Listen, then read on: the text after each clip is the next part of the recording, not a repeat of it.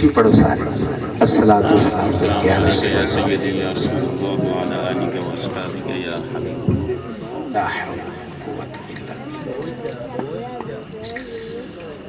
محترم المقام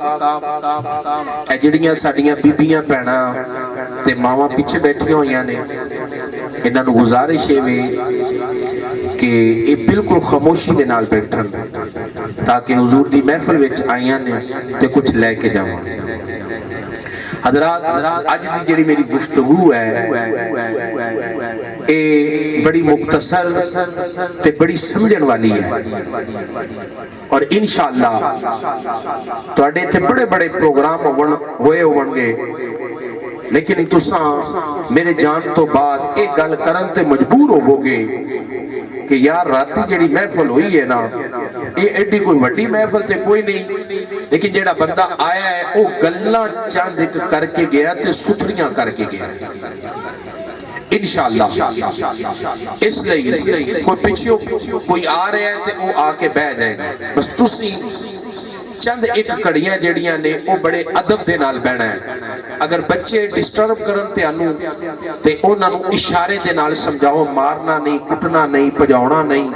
بس اشارے دے نال انہاں نوں پیار نال با دیو ٹھیک ہے توجہ تہاڈی میرے ول ہونی چاہیے علامہ محمد اقبال نے بانگے دارا دے اندر لکھیا ہے کہ ادب گاہیست زیر آسماں از عرش نازک تر لفظ گم کردہ میں آیو جنید و با یزید این جا اقبال آندے نے کہ رسول اللہ دی جڑی بارگاہ ہے اس بارگاہ دے جڑے ادب نے ادھے جڑے آداب نے او ایڈے آلہ نے کہ سرکار دی بارگاہ جب بندہ بیٹھا ہوئے تے ساوی اچھا نہ لگا ساوی اس انداز نہ لگے کہ او سا کیتے او دے اور رسول اللہ دی گل دے درمیان رکاوٹ نہ بن جائے اس واسطے میرے پیارے بھائیوں نبی کریم علیہ السلام دیاں جڑیاں برکتاں نے وہ ساڑھے کولوں کیوں دور ہو گئیاں نے وہ دی ایک وجہ اے بھی ہے کہ ساڑھے اندر او ادب نہیں رہا او تعظیم نہیں رہی اے میرے کول اے بخاری شریف ہے اے قرآن تو بعد جس کتاب دا درجہ ہے وہ ایس بخاری دا ہے ٹھیک ہے سارے فرقیاں دے نزدیک قرآن تو بعد جس کتاب نو ایتھنٹک اور ایتھارٹی دا درجہ سمجھیا جاندہ ہے وہ اے بخاری شریف ہے میں جنیاں بھی حدیثہ پڑھاں گا او دے وچوں زیادہ حدیثہ اس بخاری دے اندروں پڑھاں گا تاکہ لوگاں نو پتہ چلے کہ اہل سنت دا جڑا مسلک ہے یا اہل سنت دا جڑا موقف ہے او یا قرآن تو ثابت ہے یا رسول اللہ دے فرمان تو ثابت ہے ٹھیک ہے پہلی حدیث ادب تے بارے میں اس بخاری شریف جو پڑھن لگا تے بڑے توجہ دے نال سننی ہے تاکہ تساں ایتھے آئے ہو تے کچھ لے کے جاؤ علامہ اقبال آکے ہم تو مائل پکرم ہے کوئی سائل ہی نہیں ارے راہ دکھلائیں کسے کوئی راہ رو منزل ہی نہیں کوئی قابل ہو تو ہم شانے کئی دیتے ہیں ارے ڈھونڈنے والوں کو ایک دنیا بھی نہیں دیتے ہیں کہتے تو سبھی ہیں کہ ہوں اونچے سریا پہ مقیم پہلے ویسا کوئی قلب سلیم تو لاؤ یعنی حضور علیہ السلام کے بارے اقبال کہتے ہیں کہ سرکار دیتے ہیں ہمیں لینا نہیں آتا اور تاجدار گولڑا پیر میرے علی شاہ صاحب ان کے پوتے حضرت پیر نصیر الدین نصیر رحمت اللہ تعالیٰ علیہ آپ فرماتے ہیں کہ یہ سرکار کا در ہے کہ در شاہاں تو نہیں ارے جو مانگ لیا وہ مانگ لیا اور بھی کچھ مانگ اور وہ لوگ جو کہتے ہیں کرم ان کا ہے محدود ارے ان لوگوں کی باتوں پہ نہ جا اور بھی کچھ مانگ ارے دے سکتے ہیں وہ کیا وہ کچھ دے نہیں سکتے یہ باس نہ کر اور بھی کچھ مانگ ارے جولی ہی میری تنگ تھی کیا مانگتا ان سے وہ تو ہر بار کہتے رہے اور بھی کچھ مانگ اور بھی کچھ مانگ اور میرے اعلیٰ حضرت عظیم البرکت کیا فرماتے ہیں آپ فرماتے ہیں کہ کون دیتا ہے دینے کو منہ چاہیے، دینے والا ہے سچا، دینے والا ہے سچا ہمارا نبی۔ آج بھی میرے پیارے بھائیوں، اگر آپ اس موڈ سے آئے ہیں کہ ہمیں رسول اللہ عطا فرمائیں گے تو آپ یقین فرمائیں، اگر یہ نظریہ ہے، یہ عقیدہ ہے کہ ہم نے آج حضور سے مانگنا ہے اور حضور ہمیں عطا کرے گے، اگر یہ نظریہ لے کر آئے ہیں تو اللہ کی عزت و جلال کی قسم ہے، آپ بعد میں مانگیں گے وہ عطا پہ لے کر دیں گے۔ لیکن یہ نظریہ اور عقیدہ ہمارا ہونا چاہیے، اور نظریہ یہ وہ ہے جو صحابہ کرام علیہ رضوان سے اور تابعین سے اور تبع تابعین سے اور سلف صالحین سے چلا آ رہا ہے۔ امت کے اکابرین نے ہمارے رسول سے مانگا، امت کے اکابرین نے اپنے نبی سے مانگا، وہ چاہے تاجدار گولڈا ہو، وہ چاہے حضرت حضور تاتری حجویری ہو، وہ چاہے امام احمد رضا ہو، چاہے وہ امام ربانی ہو، چاہے وہ خواجہ غریب نواز ہو، ہر ایک وہ میرے رسول کی چوکٹ پر سوالی بن کر کھڑا ہے، اور پھر جس نے جو بھی مانگا ہے میرے رسول نے سب کو عطا کیا ہے، سب کو عطا کیا ہے۔ احباب ذی وقار، یہ بخاری شریف میرے سامنے ہے، اور اللہ نے زبانیں ہم سب کو دی ہیں، اور اگر ہم سرکار کے نام پہ سبحان اللہ کہہ دیں گے اور پھر کوئی نعرہ لگا دیں گے، جی کوئی نعرہ لگا دیں گے، تو اس میں ہمارے بیٹھنے کا ایک تو ثبوت بھی ملے گا اور دوسرا اس کا ثواب بھی ملے گا۔ نعرہ تکبیر، نعرہ رسالت، نعرہ خلافت، نعرہ حیدری۔ ایک مرتبہ پھر نعرہ لگا دیں۔ نعرہ حیدری، نعرہ تکبیر، نعرہ رسالت، نعرہ حیدری۔ احباب ذی وقار،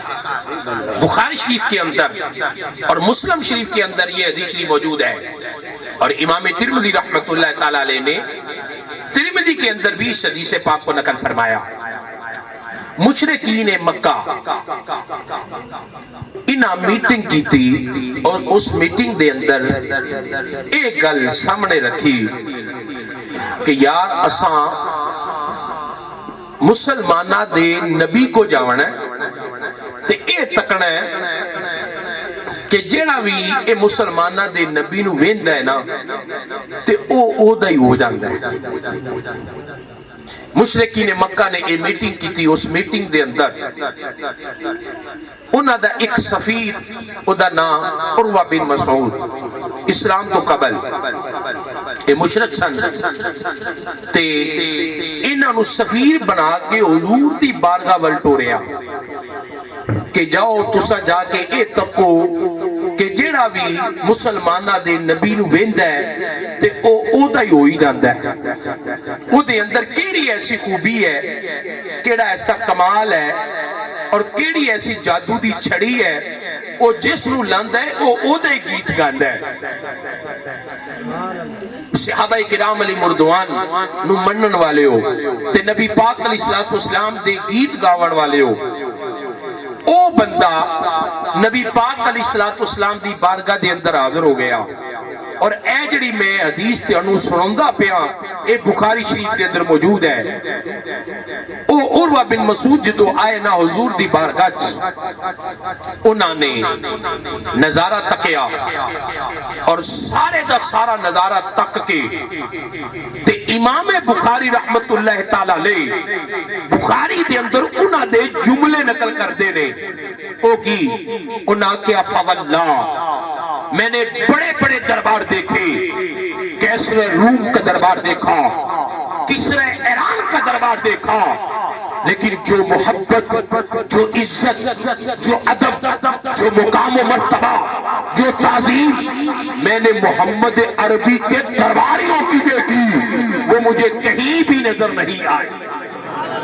سبحان اللہ۔ اب یہ مشرکین مکہ، یہ नजारा देखकर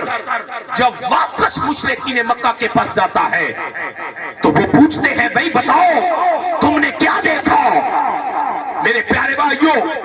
ये वो तरीका था जो एक काफिर ने रसूलुल्लाह को अपनी आंखों से, वो तरीका सहाबे किराम अलैहिमुर्रिदवान का उसने अपनी आंखों से देखा और वो वापस मुशरिकीन मक्का के पास जाकर वो बताता है फवल्लाह मैं बड़े बड़े दरबार देखे, किसरे रूम का दरबार देखिया, किसरे ईरान का दरबार देखिया, लेकिन जो अदब, जो ताजीम, जो मोहब्बत, जो मुकाम मर्तबा मैं मुहम्मद के गुलामा विचों देखिया वो मैनू किते भी नजर नहीं आया। सुभान अल्लाह। उन्हें आख्या भाई बेलिया तू की वेख्या है? उसने कहा कि मैंने देखा, अब जरा जुमलों पे गौर करना, मैंने देखा जब उनके नबी ने थूकना चाहा तो सदाकत के पैकर अबू बकर हाथ लेकर खड़े हो गए, अदालत के पैकर फरूक आजम हाथ लेकर खड़े हो गए, उस्मान के जौहर, हया के जौहर उस्मान गनी हाथ लेकर खड़े हो गए और सुजात के मुंतसर चश्मा मौला अली आप हाथ लेकर खड़े हो गए और उनके नबी ने ये नहीं फरमाया हटाओ हाथ मैं थूकने वाला हूँ तुम हाथ लेकर खड़े हो। नाना बाबा, जिसके हाथ में लुआबे दहन आ गया वो थूक समझकर बाहर फेंकने नहीं जाते। अरे वो मुशरिकीन मक्का का सफीर कहता है अल्लाह की इज्जत और जलाल की कसम है जिसके हाथ पर वो थूक का जर्रा आ गया वो थूक समझकर बाहर फेंकने नहीं जाते। इमाम बुखारी कहते हैं कोई चेहरे को लगा रहा है, कोई सीने को लगा रहा है, और इमाम तिरमिज़ी रहमतुल्लाह ताला अलैह जो सियासत के चोटी के मुहद्दिस हैं वो कहते हैं कि जिस सहाबी को वो थूक का जर्रा न मिला वो दूसरे सहाबी के साथ अपना हाथ मस करते हैं और जबानों को लगा रहे हैं। अब उरवा बिन मसूद कहते हैं ओ मुशरिकीन मक्का, रब्बे काबा की कसम है उस नबी के सहाबा तो अपने नबी का थूक भी जमीन पे नहीं गिरने देते, वो उसका भी इतना अदब करते हैं। और इमाम बुखारी लिखते हैं कि सहाबा का नजरिया ये था कि हौज़े कौसर का वो मुकाम नहीं है जो मोहम्मद अरबी के लुआबे दहन का मुकाम है। सुभान अल्लाह। अहबाब दी बका, आज हम यहाँ मीलाद की महफिल में जमा हैं और इस मीलाद की महफिल में हम किस लिए आए हैं? आज लोग कहते हैं ये मीलाद कहाँ लिखा है? हम कहते हैं लिखे की कमी तो नहीं है, लेकिन सुनो, अगर तुमने पूछ ही लिया है तो सुन लो, हर मुकद्दर वाले के सीने पे लिखा है, हर ईमान वाले के माथे पे लिखा है, हर आशिक की आंखों की पुतलियों पे लिखा है, हर मोमिन के सीनों पे लिखा है। आज मिलाद शरीफ का ये महीना जब अपने जोबन के साथ जड़ा तो अहले ईमान के जो दिल है वो पुर ईमान हो गए कि हमारे रसूल की आमद का महीना है, हमारे रसूल के जश्न का महीना है। और लोग पूछते हैं ये कहाँ लिखा है? मैंने कहा आओ मैं तुझे बुखारी से दिखाऊंगा, आओ मैं तुझे मुस्लिम से दिखाऊंगा,